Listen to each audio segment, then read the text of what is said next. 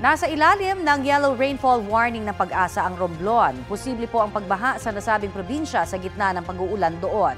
Asahan din po ang malalakas na ulan sa Oriental Mindoro, Marinduque, Masbate, Albay, Sorsogon, Camarines Sur, Camarines Norte at Northern Samar. Tatagal ang yellow rainfall warning hanggang alas 11 ng umaga. Sa mga susunod na oras, uulanin din ang iba pang bahagi ng bansa base sa rainfall forecast ng Metro Weather. Posible po ang heavy to intense rain sa ilang lugar, maging ang Mindanao na binabaha na dahil sa ilang araw ng pag-uulan.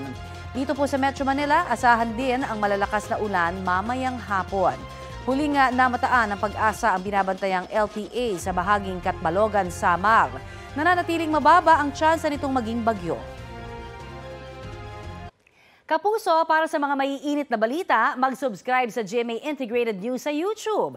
Sa mga kapuso naman abroad, subaybayan nyo kami sa GMA Pinoy TV at sa www.gmanews.tv.